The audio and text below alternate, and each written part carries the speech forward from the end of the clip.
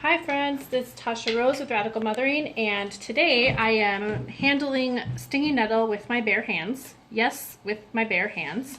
I am making an iced tea infusion with stinging nettle.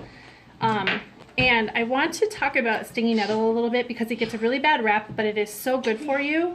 And if you have arthritis of any nature, you need to be incorporating nettle into your diet. I have rheumatoid arthritis. I was diagnosed 13 years ago.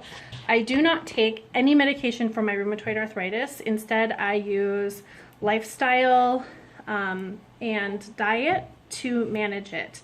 And part of that lifestyle and diet is A, handling nettle barehanded, and B, drinking nettle and eating nettle.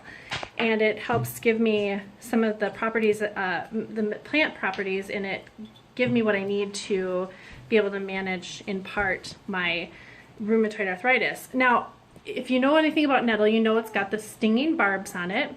I handle it barehanded because I don't get reactions to it. I feel a little bit of tingling from it, but not much of anything.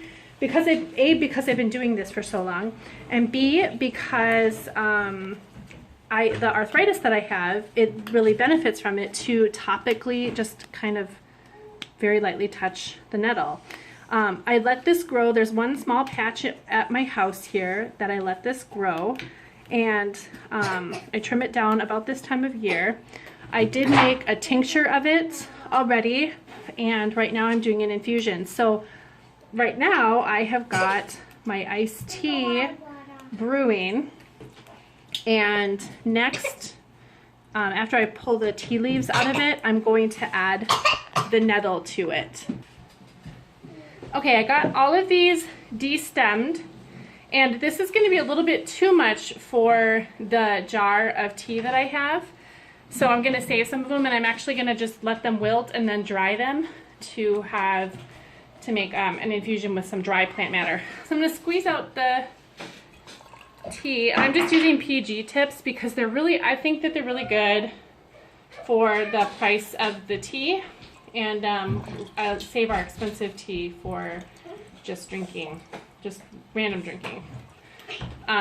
So squeeze those out to get all the extra tannins out, and then you want it to be still warm when you put this in, and instead of making iced tea how you would make iced tea normally. So I'm going to just pick up a bunch of them and stick them in here. Now, like I said earlier, I can pick these up. I'm about the only person in my family who can just pick up the leaves and handle them. If you are like Zoe or any of my other children, and you react to them, you can go out in your yard, usually nearby where a plant that has a toxin is growing is also a plant that has the antidote. So this is plantain. It's a simple broadleaf weed. It has little flowers that grow about midsummer, and you can just use it. You can rub it right on the wound, or you can mash it up, clean it off, mash it up in your mouth, and then spit it all out onto the affected area, and it'll help make you feel better. So that's what this is, the cure for it, is plantain. I also have comfrey growing in my garden, and we could easily use that as well. So I'm going to finish putting these